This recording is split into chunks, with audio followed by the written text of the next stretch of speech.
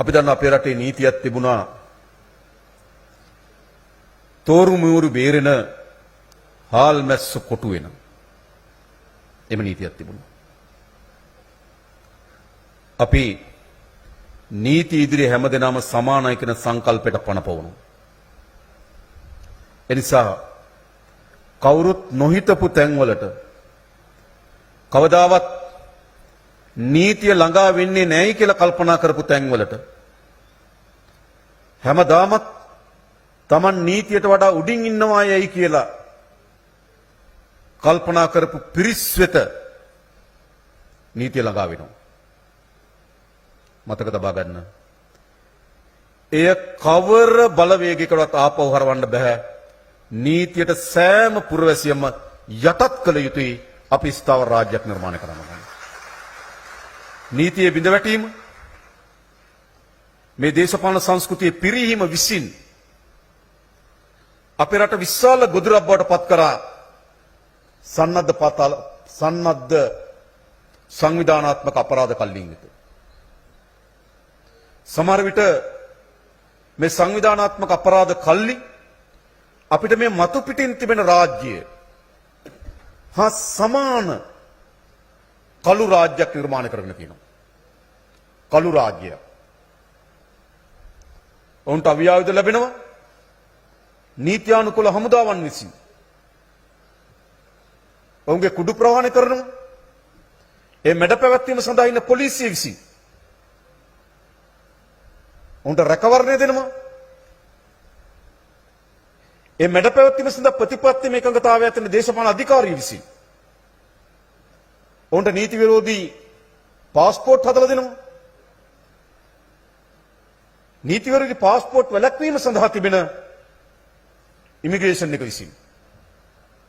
උන්ට මෝටර රථ ලියාපදිංචි කරලා දෙනවා. නීත්‍යානුකූල මෝටර රථ ලියාපදිංචි කිරීම සඳහා තිබෙන ආයතන විසින්. ඔවුන්ට නීතිය රැකවරණයත් එම ආයතන විසින් ලබා දී තිබෙනවා.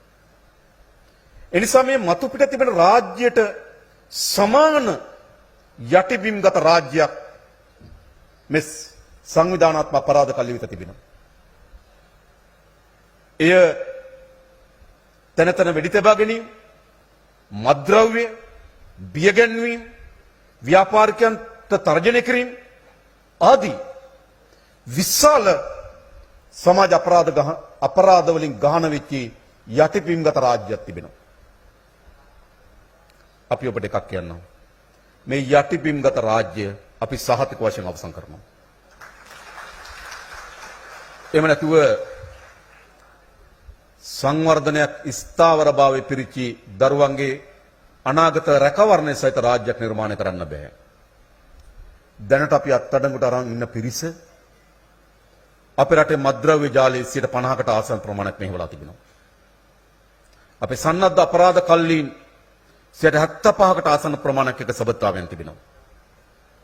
අපේ රටේ දේශපාලන අධිකාරීන්ට විවිධ ආකාරයේ මුදල් පොම්ප කරලා තිබෙනවා. සමහර മന്ത്രിවරු මාසේ බදු මුදල ගන්නවා වගේ ගෙදර ගිහලා සල්ලි අරන් තිනවා. සමහර മന്ത്രിවරු. සමහර ඇමතිවරු මාස්පතා ගෙදරට ගෙන්නගෙන තිනවා. එළිදරව් වෙලා තිබෙනවා. ඒ කියන්නේ මොකක්ද? මේ සන්නද්ධ සංවිධානාත්මක අපරාධ කණ්ඩායම් අපේ රටේ විශාල සමාජ ව්‍යසනයක් නිර්මාණය කරලා තිබෙනවා. අපි ඒක මැඩ පවත්වනවා. මේ මැඩ පැවැත්වීම සඳහා අවශ්‍ය වෙන විශ්වාසය